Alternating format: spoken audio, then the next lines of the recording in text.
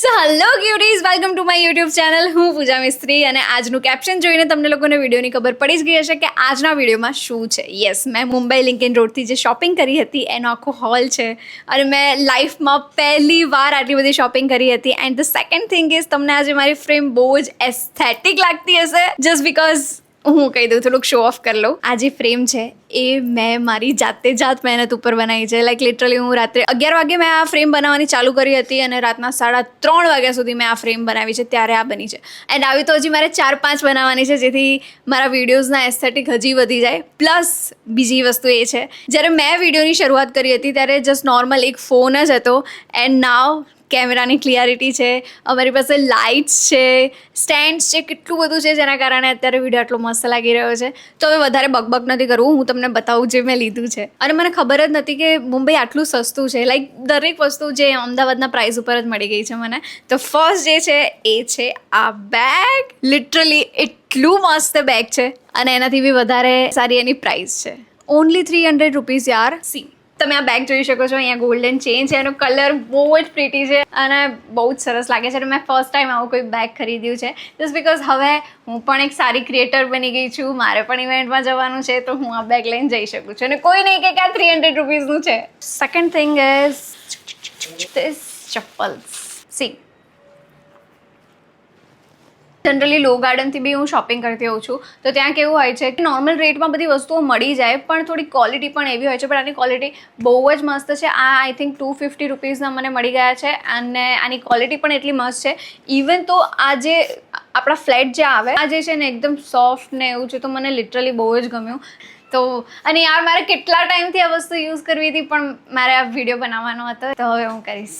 And મેં accessories પણ કેટલી બધી લીધી. લાઈક હવે મને છે ને પેલા ગોલ્ડન ઓર્નામેન્ટ્સ ને એવું બધું હોય, મને બહુ જ ગમે છે. હવે હું આ બધું પહેરવા લાગી છું. નહીં તો પહેલાં કેવું હતું કે હું કોઈ પણ આઉટફિટ હોય બસ એ પહેરીને નીકળી જતી. નો પર્સનું ધ્યાન રાખતી, નહીં હાથમાં કંઈ પહેરતી, નહીં ગળામાં કંઈ પહેરતી, બસ સીધી ઉપડી જ જતી એમને એમ. બટ હવે થોડીક હું ફોકસ છું આની ઉપર કે ભાઈ લુક્સ પણ મેટર કરે છે અને હું મતલબ વેસ્ટ જ નથી કરતી પૈસા ક્યારેય આ બધામાં. બટ હવે મને એવું થયું કે થોડું ઘણું આમાં પણ ઇન્વેસ્ટ કરવું જોઈએ. આપણે ગમે તેટલા આઉટફિટ સારા લઈ લઈએ ને, પણ જ્યાં સુધી આપણી સ્કિન સારી ના હોય યા આપણે હેલ્ધી ના હોઈએ, લાઈક આપણી સ્કિન ફિટ ના હોય, ત્યાં સુધી કોઈ બી કપડાં આપણે ગમે તેટલા મોંઘા લઈ લઈએ ને આપણી ઉપર સૂટ જ નહીં કરે. અને ઓલરેડી મને ઘણા બધા લોકો કહે છે કે તમારો સ્કિન રૂટીન શું છે. લાઈક એક વાત તો છે, જ્યાં સુધી આપણા સ્કિન ઉપર ડલનેસ ના દેખાય, ફાઇન લાઇન્સ ના દેખાય, ડાર્ક સર્કલ્સ ના દેખાય, ત્યાં સુધી આપણે જે આવે એ બસ ખાઈ લઈએ છીએ, કોઈ કેર નથી કરતા, કંઈ નહીં. અને જ્યારે આવે ને ત્યારે આપણને ખબર પડે. લાઈક આ તો એવું જ થઈ ગયું કે તરસ લાગે ત્યારે કૂવો ખોદવા બેઠા. તો આની માટે હું તમને 3 ટિપ્સ આપું, તમે એ ફોલો કરી લો છો ને, that's it. So first tip છે ઊંઘ. 8 કલાકની ઊંઘ તો હોવી જ જોઈએ અને ટાઈમ ઉપર ઊંઘ હોવી જોઈએ, ને તો ડાર્ક સર્કલ્સ ને એ બધું તો થઈ જ શકે છે.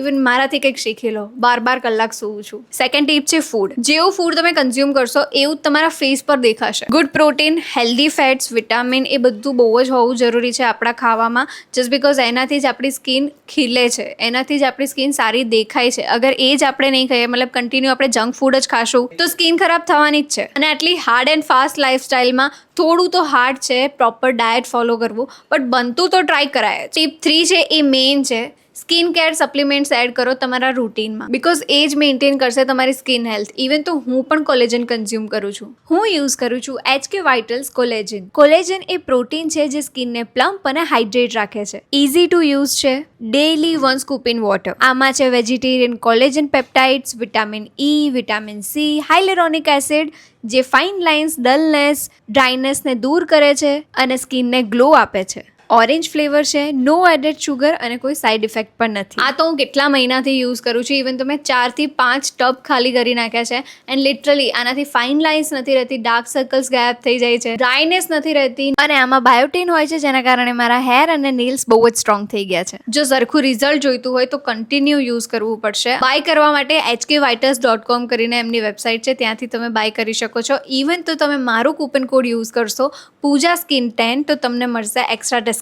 તો મેં લિંક ઓલરેડી ડિસ્ક્રિપ્શનમાં આપેલી છે, તમે ત્યાંથી બાય કરી શકો છો. ફર્સ્ટ આ તો બહુ જ કોમન છે, આ બધા લોકોએ જોયું હશે. લાઈક ઓકે, હું હાથમાં પહેરીને બતાવી દઉં. સી, અને આની બેસ્ટ વસ્તુ એ હતી કે એક કોઈ અંકલ હતા જે આ બધું સેલમાં કાઢી રહ્યા હતા, તો મને આ એક પીસ 150માં મળી ગયું, વિચ ઇઝ રિયલી ગુડ. પછી એક અને આની ક્વોલિટી લિટરલી હેવી છે, એવું નથી કે યાર ચાલુ છે, લાઈક 1-2 વાર યુઝ થશે અને પછી નહીં થાય. બહુ જ મસ્ત ક્વોલિટી છે. સી, આ સેકન્ડ છે અને આ તો બહુ જ મસ્ત છે. અને હજી એક જોરદાર, લાઈક આવું તો અમદાવાદમાં નથી જ મળતું, સ્નેક બ્રેસલેટ. 20 का 500, 20 का 500.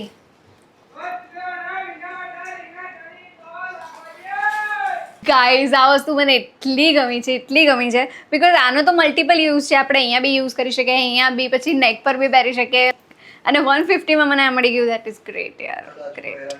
બેસ્ટ એટલે બેસ્ટ વસ્તુ એમ, લાઈક આટલી સસ્તી તો શું જોઈએ. એમાં એવું છે કે હું લિંકન રોડ ઉપર ગઈ હતી, તો ત્યાં KFC છે ને થોડુંક આગળ સેલમાં 200 રૂપીસના નાઇટ ડ્રેસ હતા, લાઈક આખી પેર. કોણ આપી દે અહીંયા? સી, એન્ડ ક્યુટ છે યાર એમ.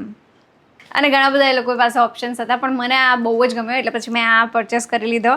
અને બહુ જ ક્યુટ છે. C, yes. અને આની સાથે છે શોર્ટ્સ. બટ એક વસ્તુ થઈ ગઈ છે કે આ શોર્ટ્સ ખબર નહીં, મને બહુ નાનો લાગે છે. આઈ ડોન્ટ નો, એટલે ખબર નહીં હવે મને થશે કે નહીં થશે. પણ મેં એ ટાઈમે જોયું જ નહીં, કારણ કે હું એટલી બધી બેકી ગઈ હતી કે ભાઈ 200 રૂપિયાનો નાઇટ ડ્રેસ તો હું ગાંડી થઈ ગઈ. એટલે પછી મેં લઈ લીધો. એન્ડ નાઉ આઈ રિયલાઇઝ કે ભાઈ આ તો બહુ શોર્ટ લાગી રહ્યું છે. કોઈ ઇટ્સ માય લાઈફ. હવે હું કોઈનું નહીં જોતી. આ ઇયરિંગ્સ તો ઓલમોસ્ટ બધાએ જોઈ જશે. આ મને બહુ જ ગમી. ઇવન 100 રૂપીસની જ હતી, તો પછી મેં કીધું લઈ લઈએ, શું ફેર પડે છે. અને એવું હતું કે લો ગાર્ડનમાં મેં આ ઇયરિંગ જોઈ હતી, પણ એ ભાઈ છે ને 100 કહેતા હતા ને, તો મને એવું થયું કે આ તો શું છે, 50માં મળી જ જશે. પણ પછી મને નહીં મળી. અને પછી હું મુંબઈ ગઈ તો મને સેમ 100 રૂપીસ જ કીધા, એટલે મેં કીધું હવે લઈ લઈએ એમ.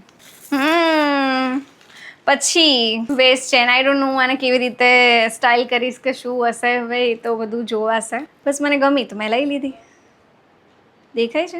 ઓકે. અને આ મને મળી છે 200 રૂપીસની, આઈ ગેસ. હા, 200ની જ છે.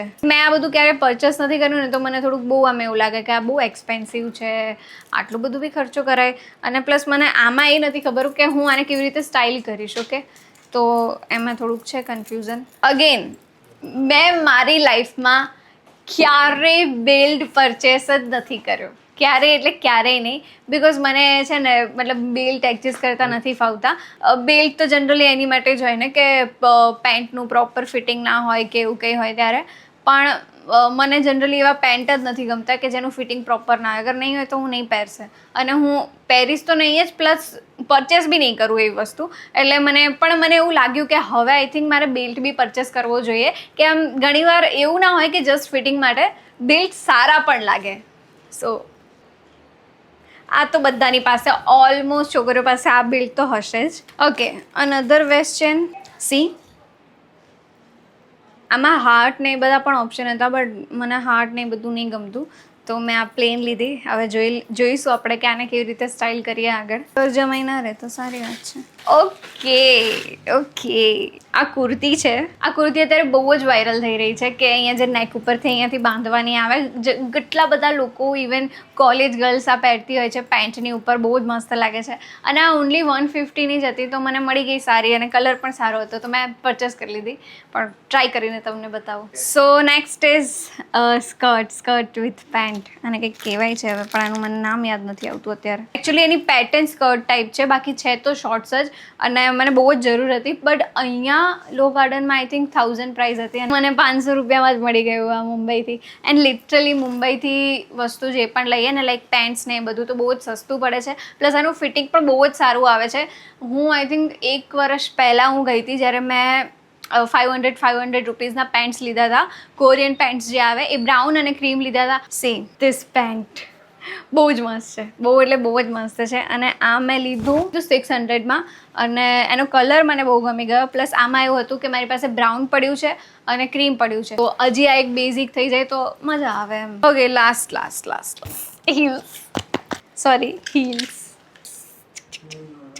લિંકન રોડ ઉપર જ 2-3 શોપ છે જ્યાં હીલ્સ ને એ બધું મળે છે, મતલબ ફૂટવેર મળે છે. ત્યાં કોઈ સેલ ચાલતો હતો, અને મને 50% સેલમાં આ મળી ગઈ. 1000 રૂપીસની છે.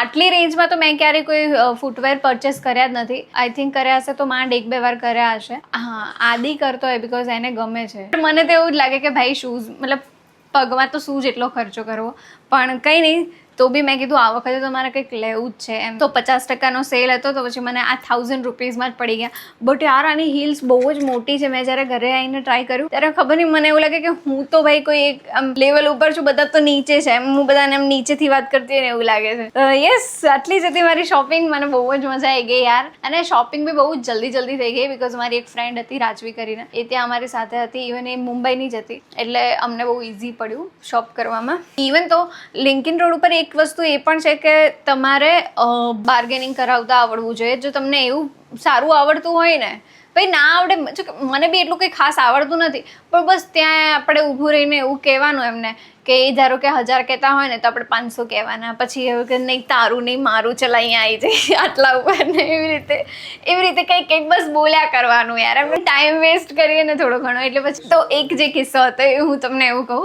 કે એ જે નોર્મલ ચશ્મા જ હતા તો એમને મને કીધું કે 300 રૂપીસ. મેં કીધું 300 રૂપીસના આટલા મોંઘા ચશ્મા? મેં કીધું કેવી રીતે? અને એની ક્વોલિટી એ પ્રમાણેની હતી બી નહીં. તો પછી લાસ્ટમાં એ આવ્યા 150 ઉપર. બટ હું સ્ટીલ 100 ઉપર જ અટકેલી હતી કે મારે તો 100માં જ જોઈએ છે. ઓકે, ખબર છે એક ટ્રીક એવી હોય કે આપણે આમ જઈએ ને પછી આપણને બોલાવે, પછી આપણે એના પાસે જઈએ અને પછી માંગીએ.